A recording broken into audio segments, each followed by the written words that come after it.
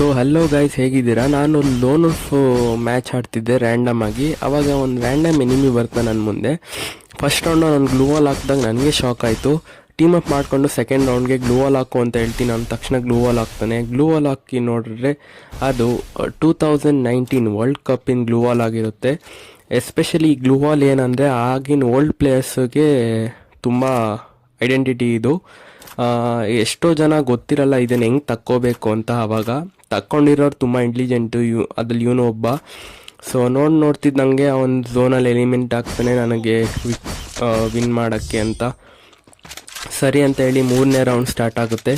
3ನೇ ರೌಂಡಲ್ಲಿ ನೋಡಿದ್ರೆ ಅವನು ಗೊತ್ತಿತ್ತು ನಾನು ಗ್ಲೂವಾಲ್ ನೋಡ್ತಿದ್ದೆ ಅಂತ. ಫಸ್ಟೇ ಗ್ಲೂವಾಲ್ ಹಾಕಿರ್ತಾನೆ ಅವನು.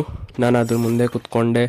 ನೆಕ್ಸ್ಟ್ ಅವ್ನು ಗ್ಲೂವಾಲು ನಾನು ಫೇಕ್ ಫೈರ್ ಮಾಡಿದೆ ಫೈಟ್ ಆಡೋಣ ಅಂತ. ಆದರೆ ಅವನು ಗ್ಲೂವಾಲ್ ಹೊಡಿದ್ದ ಕುಂತ್ಕೊಂಡಿದ್ದ.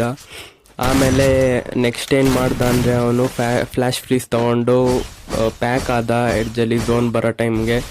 ನಾನು ಹೋಗ್ಬೋದಲ್ವಾ ಅಂತ ನಾನು ಕ್ಲೈಮ್ ಮಾಡಿ ನೋಡಿದೆ, ಅದಕ್ಕೆ ಆಗಲ್ಲ. ಮಿನಿ ಗ್ಲೂವಾಲ್ ಮೇಲೆ ಅಂತ ಅಂದ್ಕೊಂಡ್ರೆ ಅದೇ ಆಗಿಲ್ಲ. ಓಕೆ ಮೇಲೆ ನೋಡ್ತಿದ್ದಂಗೆ ಅವ್ನು ಝೋನಲ್ಲಿ ಎಲಿಮಿನೇಟ್ ಆದ. ನಾನು ಆಗೋಣ ಅಂತ ಟ್ರೈ ಮಾಡಿದೆ, ಅಷ್ಟರಲ್ಲಿ ಟೈಮ್ ಔಟ್ ಆಗಿತ್ತು. ಅವ್ನು ಫಸ್ಟ್ ಎಲಿಮಿನೇಟ್ ಆಗ್ಬಿಟ್ಟ.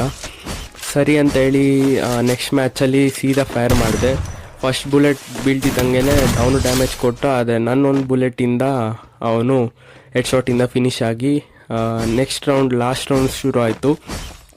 ಲಾಸ್ಟ್ ರೌಂಡಲ್ಲಿ ಏನಾಯ್ತಾನೆ M590 ತೊಗೊಂಡಿದ್ದೆ ನಿಮಿ. ನಾನು ಆಸ್ಕರ್ ಹಾಕ್ದೆ. ಅವನು ಕೆಳಗೆ ಬಂದಿದ್ದು ನೋಡಿದೆ, ಫ್ಲ್ಯಾಶ್ ಫ್ರೀಸ್ ಇದ್ದೆ. ಆದರೆ ಅವನ ಕಡೆ ಬಂದ, ಎಷ್ಟೋ ಡ್ಯಾಮೇಜ್ ಕೊಡ್ತಾ ಇದ್ದೆ. ಆದ ನಂತರ ನೆಕ್ಸ್ಟು ಕೆಳಗೆ ಹೋಗಿ ನೆಕ್ಸ್ಟ್ ಮುಂದೆ ಹೆಂಗೆ ಡ್ಯಾಮೇಜ್ ಕೊಡ್ತಾ ಫೈರ್ ಮಾಡ್ತಾ ವಾಲ್ ಹಾಕ್ದೆ. ಒಂದು ಬುಲೆಟಿಗೆ ಫಿನಿಶ್ ಮಾಡ್ದ. ಸೊ ಸಬ್ಸ್ಕ್ರೈಬ್ ಮಾಡಿ, ಥ್ಯಾಂಕ್ ಯು.